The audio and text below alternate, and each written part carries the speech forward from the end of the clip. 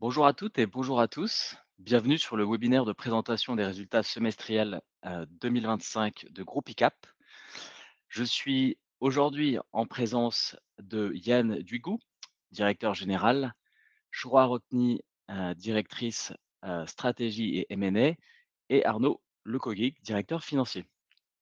Avant de passer la main au management, je vous rappelle qu'une session de questions-réponses se tiendra après la présentation et vous pourrez poser vos questions en utilisant le module en bas à droite de votre écran, le module questions. Voilà, donc je passe la main au management et vous souhaite une bonne présentation. Bonjour à toutes et à tous. On va démarrer par une présentation de notre activité. ICAP est un expert technologique mondial des circuits imprimés et pas que. On va le voir un peu plus loin. Alors, qu'est-ce que c'est qu'un circuit imprimé? Donc, je passe sur le management. Ils ont été présentés. Les circuits imprimés, c'est une technologie complexe, fondamentale pour les produits électroniques. Sans un circuit imprimé, on ne peut rien faire. Le circuit imprimé, c'est ce qui fait la liaison, qui permet la connexion entre tous les composants de la carte électronique. Donc, ce qu'on voit en photo ici, ce sont des circuits imprimés sans composants. Donc, je vais passer sur toutes les technologies qui existent. Ce sont des produits très complexes.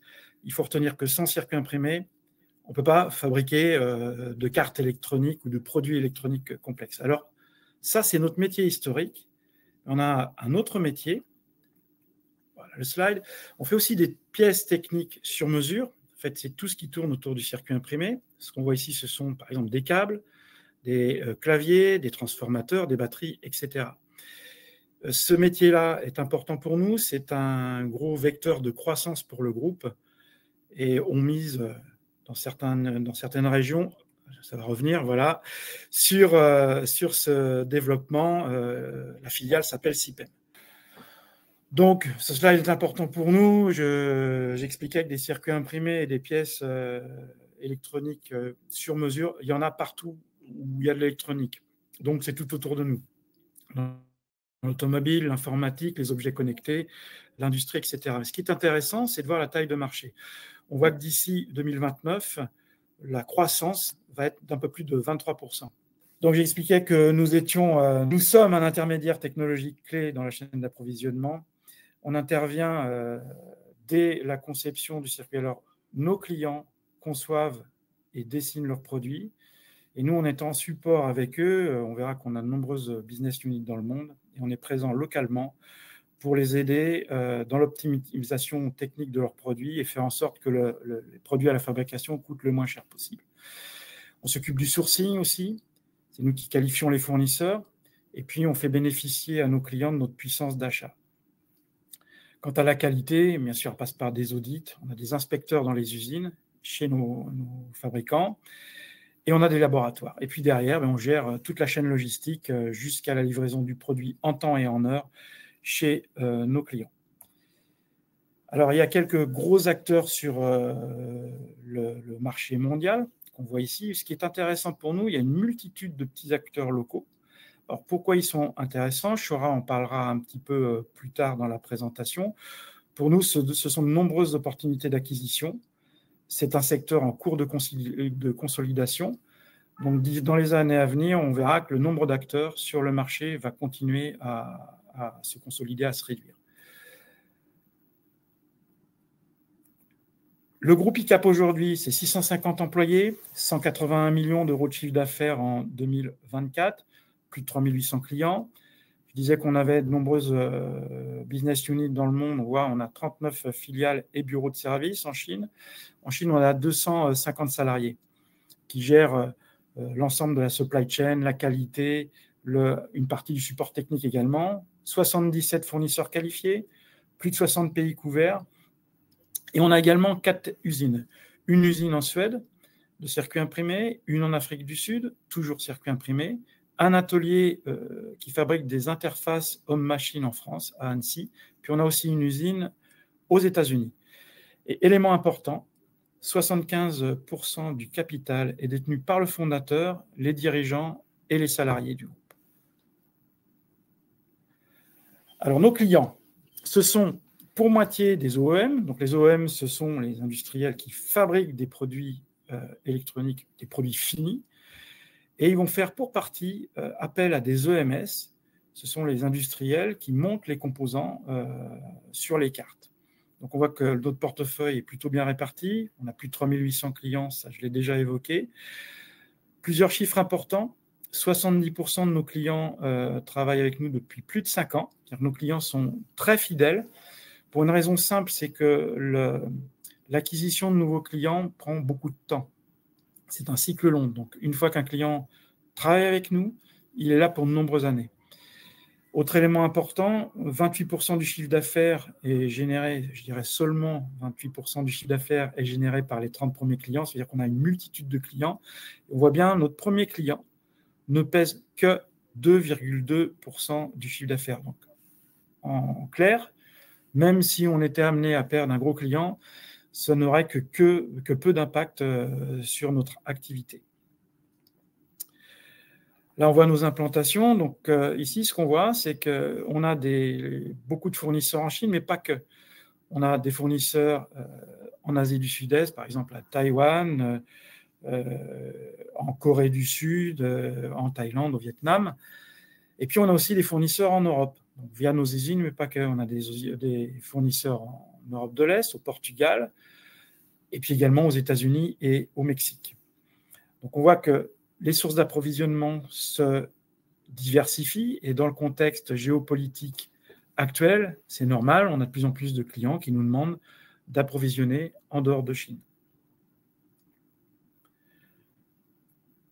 Je vais passer la parole à Arnaud pour nous parler de la performance financière. Merci Yann. Donc effectivement, je vais vous présenter les résultats du groupe pour ce premier semestre 2025. Plutôt d'excellente tenue, puisque on a quand même réussi à renforcer la rentabilité de nos opérations à l'ensemble des différents indicateurs de performance que nous avons. Sur la partie chiffre d'affaires, donc on a publié le communiqué à la fin du mois de juillet, donc on arrive à 102 millions de chiffre d'affaires pour le premier semestre, une augmentation de 13%, donc significative, qui est bien entendu aussi la résultante de nos acquisitions de l'an passé, et notamment du groupe NTW que nous avons acquis en septembre de l'année dernière, qui apporte sa contribution. Donc, on est sur un niveau d'organique qui est à peu près stable, et on a la contribution de la croissance externe qui vient augmenter ce chiffre d'affaires-là. À noter sur le chiffre d'affaires, et c'est quelque chose qu'on avait aussi communiqué fin juillet, c'est que l'évolution du cours du dollar joue de manière défavorable pour nous sur la partie chiffre d'affaires, puisque nous vendons beaucoup en dollars auprès de nos clients. Et donc, mécaniquement, lorsque nous convertissons nos activités en euros, eh bien, on y perd. Donc, c'est dans ce sens-là que nous avons communiqué les informations sur l'évolution de notre activité à change constant. Et dans cette communication-là, on voit que depuis les 3 derniers quarters, nous dégageons une croissance organique à change constant. Et c'est quelque chose de manière séquentielle. Et c'est quelque chose qui nous fait dire que la tendance reste bonne, même si on a des effets qui ne sont pas à notre main, typiquement tels les taux de change, qui ont un impact sur notre chiffre d'affaires. Point important, c'est que si ça a un impact défavorable sur le chiffre d'affaires, cet effet de change a un impact qui est forcément favorable sur nos achats consommés, puisque nous achetons majoritairement en dollars. C'est la raison pour laquelle, in fine, la variabilité du dollar n'a pas d'effet majeur sur notre performance financière et notre rentabilité, puisque les achats que nous faisons viennent couvrir le chiffre d'affaires que nous faisons de l'autre côté. Donc, au final, la résultante, c'est qu'on a une marge brute qui est en amélioration de 15%, qui fait un peu plus de 30 millions d'euros, avec un taux de marge que vous voyez en bas du tableau, qui est également, lui, à 30% en légère croissance de 0,5 points. Donc, toujours une très bonne performance. On continue à démontrer qu'on a la capacité d'aller négocier des prix avec le volume que nous apportons auprès de nos fournisseurs, et donc d'améliorer cet indicateur qui est la marge brute. Sur l'EBITDA, là, on a fait une très belle performance, puisqu'on augmente de 28% l'EBITDA, qui va faire 7,2 millions d'euros pour le semestre, deux effets à l'intérieur de cette évolution, c'est qu'on a une croissance du charge de personnel qui est assez mesurée, hein, puisqu'elles augmentent de 6%, que notre chiffre d'affaires augmente de 13%, qui provient essentiellement de nos acquisitions.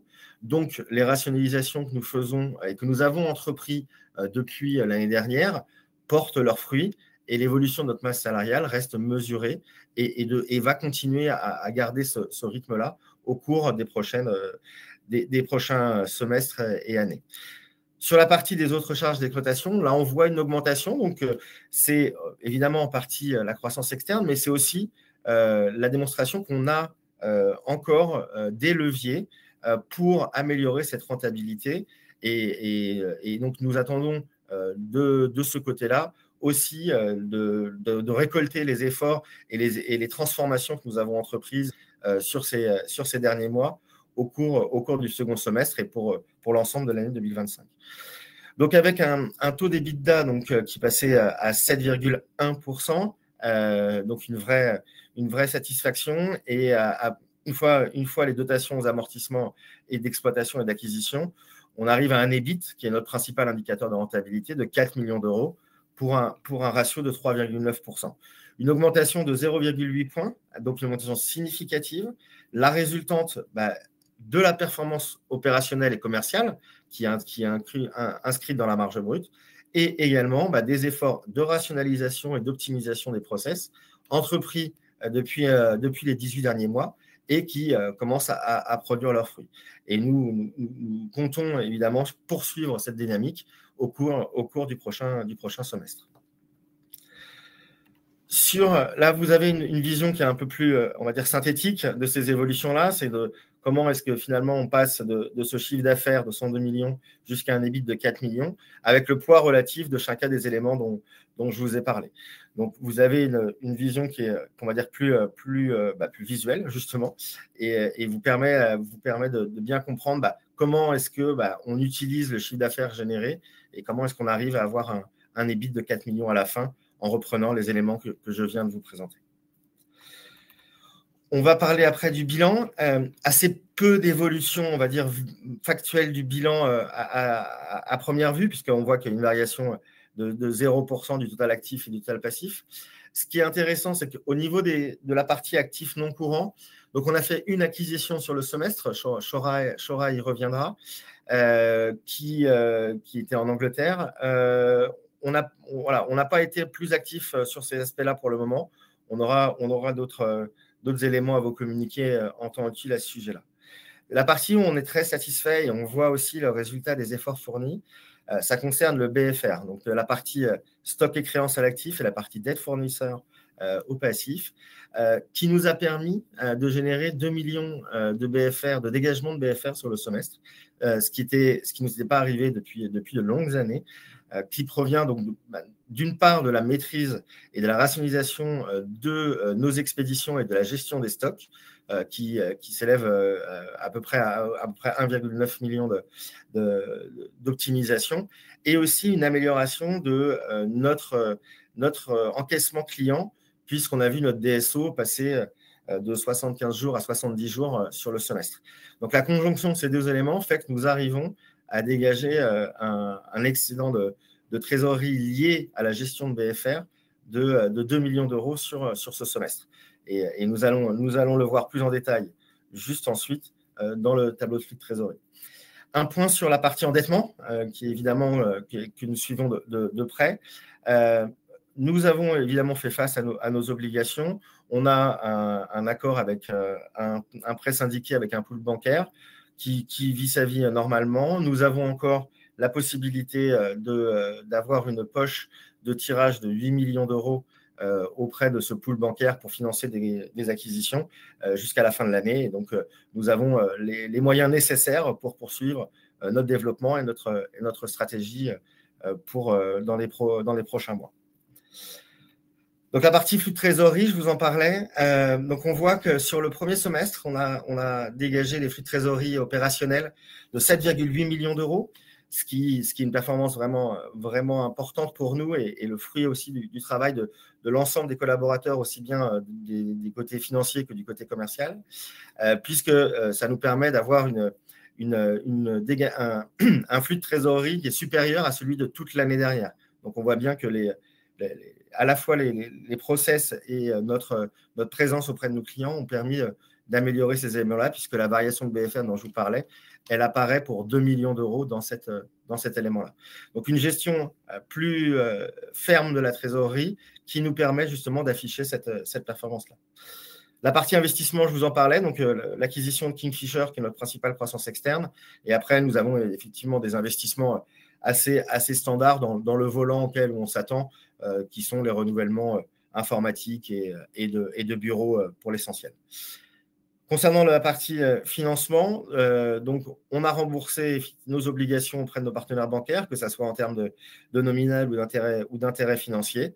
Et nous avons une petite diminution de nos dettes de facteur aussi au cours du semestre. L'ensemble de tout ça fait apparaître une variation de trésorerie négative de 2,9%. Mais j'attire quand même votre attention que, comme nous sommes un groupe international et que nous traitons majoritairement en dollars, on voit sur la ligne qui s'appelle incidence de la variation des taux de change, que nous avons un effet défavorable sur notre trésorerie de 1,3 million d'euros lié à cette conversion et à la dépréciation du dollar au cours du semestre. Vous avez après la présentation sur la partie évolution de la variation de trésorerie sous forme de bridge, avec la conversion de l'EBITDA, donc qui évidemment est excellente, puisque là, on se retrouve dans une situation avec un BFR positif comme nous avons eu sur le semestre, d'une conversion proche de 100%, 200% même. Donc, très, très satisfait de cet aspect-là. Et ça a permis au groupe de financer ses opérations et ses investissements en autofinancement et donc d'avoir les moyens nécessaires, comme je vous l'ai précisé, à la poursuite de son ambition, notamment de croissance externe. Et justement, je vais passer la parole à Shora qui va vous présenter notre partie sur la vision M&A et la stratégie. Merci Arnaud. Donc effectivement, pour rappel, notre objectif stratégique est très clair, c'est de maximiser la création de valeur. Donc pour y parvenir, on mise principalement sur 3 leviers. Le premier, c'est une croissance organique continue, puisque le groupe ICAP, c'est quand même une histoire de croissance à 2 chiffres pendant plus de 20 ans, entre 2001 et 2021. Une politique de croissance externe offensive, puisque depuis ces 4 dernières années, depuis la création du département M&A, nous avons réalisé plus de 24 acquisitions et bien évidemment la réalisation d'économies d'échelle grâce aux acquisitions qu'on a réalisées et notamment à l'optimisation de l'organisation. Ce qu'il faut comprendre aujourd'hui, c'est que nous sommes assez structurés pour pouvoir absorber cette croissance future sans coût supplémentaire, ce qui va nous amener à une meilleure profitabilité. Donc, cette stratégie s'appuie sur cette stratégie d'acquisition vise à rechercher activement des synergies, tant au niveau des achats qu'au niveau commercial. Ce qu'on va venir rechercher, et par exemple, c'est réduire les coûts d'achat grâce à la puissance d'achat du groupe, mais on va venir aussi améliorer des conditions de paiement, augmenter notre puissance d'achat globale, ce qui va améliorer la marge brute commerciale, et ce que vous avez vu dans les chiffres qui ont été présentés par Arnaud. Ensuite, sur le plan commercial, on va venir augmenter nos ventes et parts de marché grâce à la compétitivité du groupe ICAP, en offrant aussi une plus grande capacité à répondre aux besoins des clients les plus importants et à accroître les ventes auprès de notre base de clients existants. Yann l'a expliqué, l'acquisition de clients est compliquée. À partir du moment où vous avez une base de clients existants, c'est beaucoup plus facile de venir faire de la croissance post-intégration et c'est vraiment cette génération de chiffre d'affaires supplémentaire qu'on vient rechercher lors des acquisitions. Et quand il est possible de le faire, parce qu'on fait des acquisitions en Allemagne, on a plusieurs bureaux, on va venir faire de l'optimisation au niveau des coûts. Il y a des regroupements qui sont possibles de faire, par exemple, sur des bureaux d'achat en Chine, ce qui va venir améliorer également notre EBIT. Et c'est d'ailleurs ce qui s'est passé ces derniers mois et dans les chiffres qui ont été présentés par Arnaud. Donc, c'est vraiment ce qu'on vient rechercher à travers ces acquisitions. Donc, notre équipe M&A structure cette stratégie d'intégration avec rigueur et précision. On travaille main dans la main avec les directeurs et les exécutifs VP qui viennent nous aider sur le sourcing des cibles. Alors, quelles sont les cibles qu'on vise en priorité? Celles qui ont un chiffre d'affaires inférieur à 20 millions d'euros, un portefeuille intéressant de clients. C'est important pour nous, pendant cette démarche, de nous assurer. Excusez-moi, il y a quelqu'un qui a touché. C'est de nous assurer qu'il y a un portefeuille de clients et qu'il n'y a pas d'overlap entre nos clients et les clients de cette cible. On vient chercher forcément une cible qui est rentable avec une marge brute supérieure à 25% et qui présente de fortes synergies. Ce qu'on vient rechercher aussi dans ces acquisitions, c'est des compétences clés, c'est une expertise. Ce qui est important de comprendre aussi, c'est que le milieu de fabrication de circuits imprimés s'est délocalisé en Asie depuis de nombreuses années et qu'aujourd'hui, c'est important pour nous d'avoir des commerciaux qui techniquement peuvent soutenir les projets des clients et aussi d'avoir des ingénieurs locaux pour pouvoir soutenir les projets des clients. Donc, c'est aussi ces compétences-là qu'on vient rechercher. Donc, aujourd'hui, on a identifié plus de 500 cibles. On en a contacté plus de 150. On est en cours de discussion avec plus de 23 cibles et on est enfin, voilà. Il y a des discussions qui durent depuis des années, d'autres qui viennent de démarrer, mais on est toujours en discussion avec des cibles, puisque, comme l'a expliqué Yann, on sent vraiment la consolidation de ce marché-là. Donc, si on regarde le succès de cette stratégie, elle se reflète aussi dans notre track record multigéographique, puisqu'on a réalisé, comme je vous le disais, plus d'une vingtaine d'acquisitions multigéographiques. Et ce qu'on vient vraiment rechercher, vous voyez le rationnel d'investissement, c'est vraiment le portefeuille de clients. Donc, le portefeuille de clients. Et d'ailleurs, on voit même sur des acquisitions qu'on a réalisées, par exemple en Allemagne, vous avez... Enfin, sur l'année 2022, on a un portefeuille de plus de 650 clients actifs en Europe. Il y a eu très peu d'overlap entre nos clients et les clients des cibles qu'on a rachetées. Donc, pour nous, c'est vraiment ce qu'on vient rechercher lors d'une acquisition parce qu'on sait que c'est sur ces clients-là qu'on va pouvoir plus facilement offrir des services parce que le groupe ICAP aujourd'hui offre des services qui sont plus importants que les acquisitions que les cibles qu'on a rachetées. Et bien évidemment aussi l'expertise, puisque vous voyez on a racheté par exemple Studio E2 en Italie, ils ont une expertise de design, donc ça nous permet aussi d'offrir des services supplémentaires à nos clients existants. Et bien évidemment, il y a des territoires qui sont stratégiques, notamment et qui travaillent sur des produits qui sont à plus forte valeur ajoutée, comme au Danemark, en Suède, dans les pays nordiques. Donc, c'était important pour nous de venir consolider notre présence sur ces territoires-là. Ensuite, je vais parler des 2 dernières acquisitions qu'on a faites au UK, qui sont très importantes pour nous parce qu'elles nous ont permis d'avoir une équipe au UK et de pouvoir être vraiment un challenger sur ce territoire-là.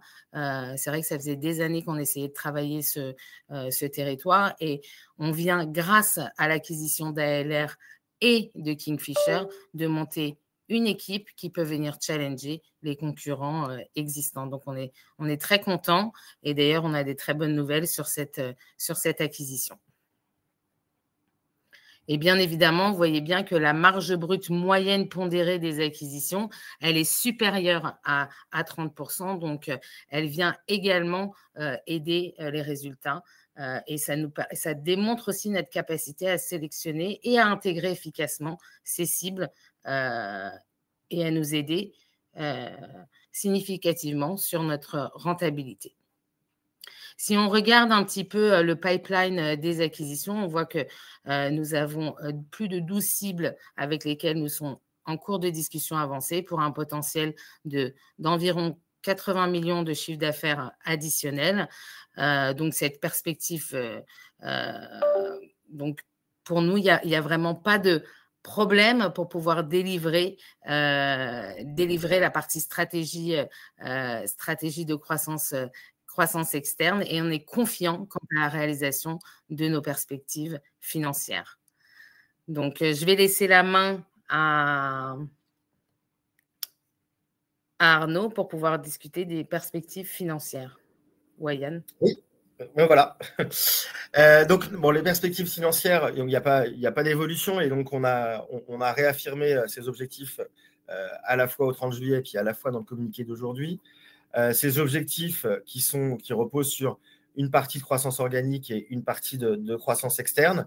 Donc, on a toujours l'ambition d'avoir cette croissance organique qui revienne, parce qu'on a quand même eu 2 années délicates, mais avec tous les éléments que nous avons et la tendance que nous ressentons depuis les 3 derniers quarters, comme je vous en ai parlé, voilà, l'ambition est toujours atteignable selon nous. Sur la croissance externe, donc Shora vient vous en parler. Donc, on avait l'objectif d'avoir 120 millions de chiffre d'affaires additionnels. À aujourd'hui, on en est à 90 millions. Donc, pour atteindre cet objectif d'ici fin 2026, nous sommes parfaitement dans le bon timing. Sur la partie rentabilité, qui est évidemment un enjeu majeur pour nous, on a sur chacune de nos publications des 3 dernières années, on a amélioré cette rentabilité. Notre marge de ROC s'améliore constamment. Alors, on voudrait aller plus vite, et on pense que maintenant, on arrive dans un moment où on arrive beaucoup mieux à convertir tout notre chiffre d'affaires et toute marge brute additionnelle en EBIT et donc en marge de ROC. Donc, cet objectif, il est toujours en ligne, et la performance de ce semestre vient confirmer que l'horizon que nous avions fixé est toujours cohérent par rapport à ce que nous voyons. Après, la croissance de chiffre d'affaires, effectivement, elle est plus éloignée du fait à la fois du marché difficile qu'on a rencontré ces dernières années, mais aussi des effets défavorables du dollar, comme nous allons le subir cette année. Néanmoins, l'ambition reste la même. L'ensemble de ce que des équipes travaillent dans cette direction-là, que ça soit en interne sur la partie organique ou effectivement dans la partie acquisition et intégration de nos cibles. Et pour finir, vous avez la partie de l'actionnariat. Donc, pas d'évolution majeure au sein de l'actionnariat qui reste assez représentatif de ce que voulait à la fois le fondateur, c'est-à-dire d'avoir une équipe engagée au niveau du management, mais également au niveau des salariés, et une présence sur le marché avec des acteurs évidemment institutionnels et des acteurs particuliers qui font aussi partie de notre base d'actionnariat, et qu'on est ravis d'avoir avec nous dans notre histoire. Et voilà pour nous.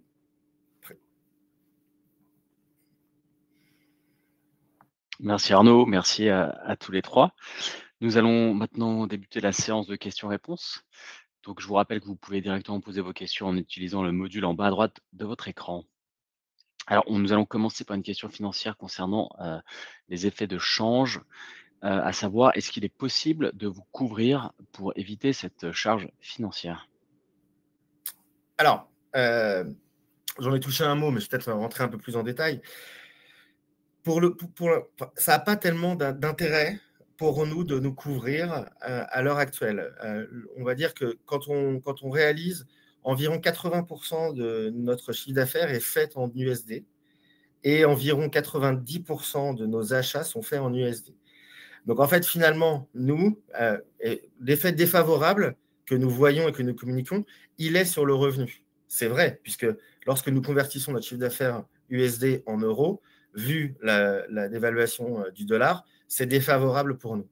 Néanmoins, de la même manière, lorsque les achats que nous faisons en USD, lorsque nous convertissons en charge en euros dans nos comptes, ces montants sont plus faibles. Donc, on a ce qu'on appelait couverture naturelle.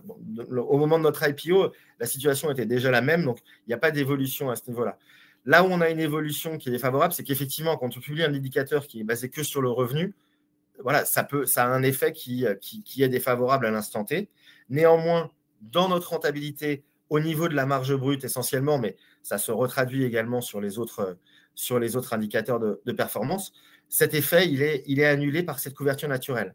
Donc, à l'heure où on se parle, on a assez peu d'intérêt d'avoir une couverture de dollar, puisque même si on se couvrait, mettons, contre une variation encore défavorable du dollar, certes, ça n'impacterait pas notre chiffre d'affaires et on arriverait à un chiffre d'affaires qui serait plus stable, mais de la même manière, on n'aurait pas le bénéfice des achats et de l'effet favorable que nos achats en USD ont sur notre performance. Donc, à l'heure actuelle et dans les années futures, sauf gros retournement extérieur, on ne s'attend pas à avoir de nécessité d'avoir une couverture du dollar pour couvrir nos opérations. Merci Arnaud, très clair. Toujours sur le plan financier, nous avons une question sur la distribution des dividendes. Quid de cette perspective? Pour le coup, là, on est effectivement parfaitement en ligne avec ce qu'on avait annoncé et on est toujours acteur et on pense que c'est important à la fois pour notre actionnariat, on va dire historique, que ce soit la famille ou les salariés ou le management, mais également pour notre actionnariat qui a suivi notre introduction en bourse, d'avoir une rémunération de leur participation via le versement d'un dividende. Ce dividende, il a été fixé à l'origine à 30% du résultat net. C'est ce que nous avons fait en 2023, en 2024 et en 2025 encore cette année. Et nous continuerons à avoir cette politique-là dans les années futures. Merci Arnaud. Si on rebascule plutôt sur l'activité, nous avons une question justement pour évaluer l'état du marché. Est-il encore atone ou plutôt en reprise? Alors, je ne vais rien apprendre à qui que ce soit en parlant de la situation géopolitique mondiale. Le marché reste compliqué. Nous, on voit que dans ce marché compliqué, on s'en sort plutôt pas mal. On peut raisonner par région. Où c'est le plus compliqué en ce moment, c'est en Allemagne. On connaît la situation, notamment dans le marché du secteur automobile en Allemagne, mais pas que, toute l'industrie a décroché. Ceci étant, on est confiant. Pourquoi? On voit que l'Allemagne a lancé un plan d'action et de financement important. Donc, on sait que mécaniquement, c'est qu'une question de temps. On va voir l'activité repartir sur l'Allemagne. Sur le reste de nos business units, ça va. On a même des business units, notamment en Italie, et on a toujours à parler aussi de l'Angleterre, qui est une nouvelle implantation pour nous, qui se porte plutôt bien. Donc, est-ce que le marché est atone? On voit qu'on a 13% de chiffre d'affaires, c'est en partie grâce à nos acquisitions externes, mais on a aussi fait, si on gomme l'effet dollar, on a aussi fait de la croissance, un peu de croissance organique. Donc, même dans un marché compliqué, on voit qu'on tire plutôt bien notre épingle du jeu. Bon, ce qu'il faut aussi prendre en compte, c'est qu'on a une offre un peu différente de nos plus gros concurrents. J'ai expliqué qu'on avait notre filiale CIPEM, qui fait tous les produits électroniques à façon autour du circuit imprimé. On a un e-shop qui fait du prototype délai court, et puis on a 4 usines. Donc ça, c'est des éléments différenciants qui nous aident également dans des marchés difficiles. Mais on va continuer à aller conquérir de nouveaux marchés un peu plus atypiques. Bon, qu'est-ce que je peux dire de plus? On attend juste que la situation géopolitique mondiale s'améliore. Ce sera bien pour tout le monde. Merci Yann. Donc, s'il y a bien un marché qui est moins atone que les autres, c'est le secteur de la défense. Et justement, sur ce point, est-ce que vous pouvez parler de la part de l'activité en 2025 que ça représente chez vous? Je ne sais pas si vous pouvez donner exactement les proportions et évoquer une projection à 5 ans et les perspectives concernant ce secteur. Alors, on s'est vraiment structuré pour attaquer ces marchés-là il y a à peu près 2 ans. Les cycles sur ces marchés sont longs. Entre le moment où on dit on va pousser pour rentrer chez les grands donneurs d'ordre et le moment où on voit les commandes arriver, il se passe beaucoup de temps. Donc le chiffre d'affaires qu'on réalise aujourd'hui sur ces marchés-là est négligeable. Néanmoins, mais je ne pourrais pas en dire plus, on est actuellement en discussion avec des acteurs importants du marché, pas forcément en France, pour des marchés importants. Mais ça va prendre du temps. Ça va prendre du temps encore. Donc, dans ces marchés-là, il faut être patient, tenace et professionnel. Et je pense que c'est notre professionnalisme qui est en train de faire la différence chez certains acteurs. Il faut juste un peu de patience et les marchés arriveront. Voilà. Si je reviens sur la situation géopolitique, on voit bien que c'est tendu et qu'il y a une forte demande. Et c'est pour ça que je voulais qu'on pousse sur ces marchés. Mais encore une fois, il faut du temps. Il faut du temps.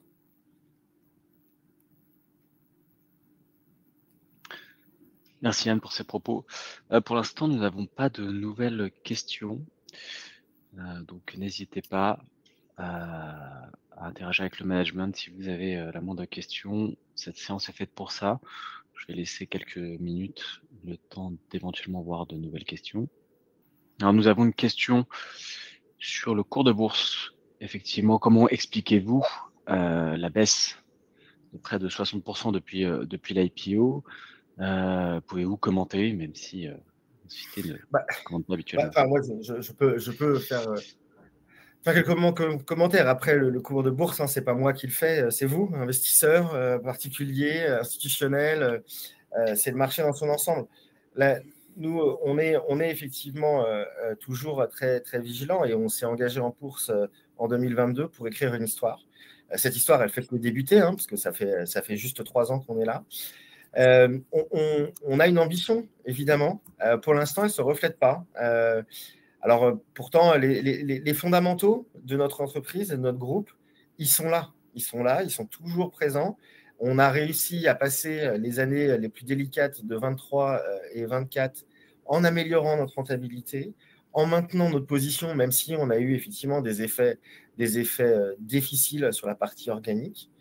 Donc, pour nous, notre groupe est solide. Et c'est vrai qu'on est dans une industrie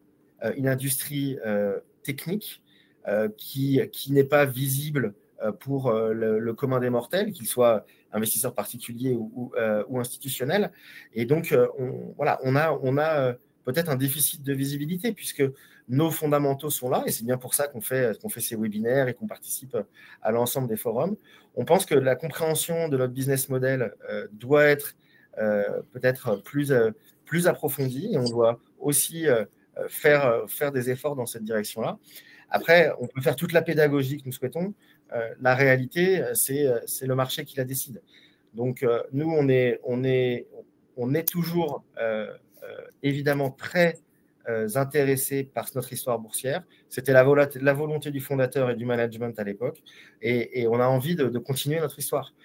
La réaction des marchés, il y a tout un tas de facteurs qui influent les marchés. Bon, je ne peux pas vous faire une analyse complète de l'ensemble des éléments qui impactent ces décisions. Néanmoins, nous, il est certain que nous, on les a subis de manière un petit peu plus, on va dire, négative que dans certaines autres activités. Mais ça n'a pas entamé du tout notre volonté d'aller de l'avant et de démontrer au marché, alors que ce soit aux investisseurs, mais à nos partenaires bancaires et puis même à l'ensemble de nos salariés, que nous sommes engagés, que nous avons une vision, un business model et que nous avons encore de très belles histoires à écrire ensemble. Merci Arnaud. Nous regardons pour prendre éventuellement quelques dernières questions. Une question sur la marge brute, en fait, notamment dans le cas de la stratégie des acquisitions.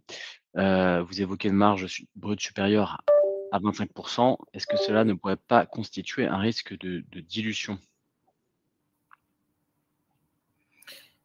Je la prends, si ça ne vous dérange pas.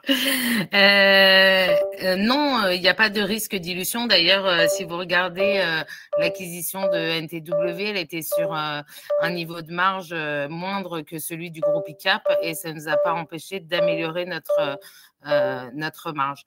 Ce qu'il faut comprendre, c'est que suite aux acquisitions, il y a un vrai travail de synergie qui est réalisé, puisque on sait que grâce à la puissance globale d'achat du groupe ICAP, on va pouvoir venir renégocier. Et c'est ce qu'on fait très vite lors de l'intégration de ces acquisitions, puisque on a souvent des fournisseurs qui sont en commun, on a des prix qui sont plus compétitifs auprès des fournisseurs. on a un relationnel et un volume d'achat chez eux qui est plus important que les cibles. Donc, on va venir négocier très rapidement ces synergies d'achat. Ensuite, vous avez la partie transport. Également, on a un volume de transport qui est plus important. Donc, on a toujours des tarifs préférentiels. C'est ce qui fait que on sait quand on fait une acquisition qu'on va pouvoir réaliser très vite, et c'est ce qu'on vient regarder dans les due diligence, et à quel moment et à quel stade on va pouvoir réaliser ces synergies d'achat. Donc non, il n'y a pas de risque. Après, il faut regarder aussi qu'aujourd'hui, on a un pipe de gros runners que le groupe ICAP n'a pas et qui avait ces dernières années-là.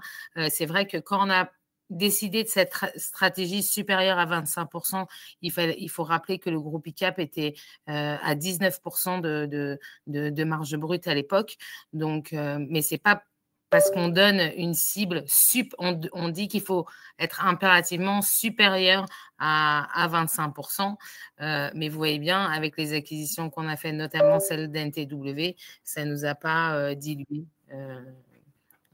On n'a pas été dilué au niveau de la marge parce qu'il y a un travail constant qui est fait après l'intégration.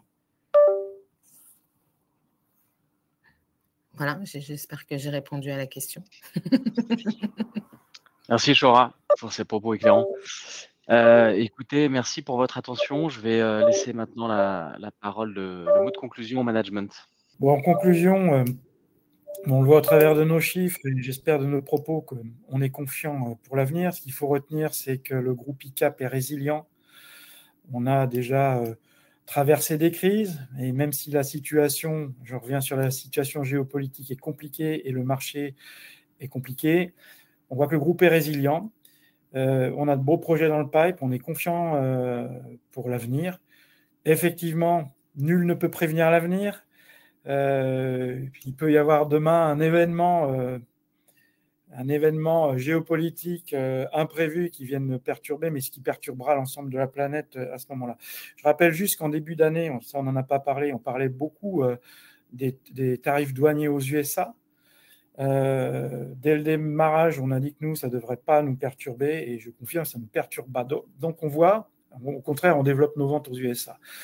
Donc on voit bien que malgré beaucoup d'événements, le groupe ICAP est solide. Donc, je sais, on le sait tous, il y aura d'autres événements. Et face à ça, je pense qu'on a la structure, on est organisé pour faire face. Oui, il y aura d'autres événements. Oui, la vie sera compliquée. Et oui, on répondra présent. Je crois que ce sera le mot de la fin, Louis. Victor. Merci Yann pour cette conclusion. Je vous remercie et je vous donne rendez-vous très vite pour les prochaines publications. Bonne journée à tous. Merci. Au revoir. Bonne journée. Merci.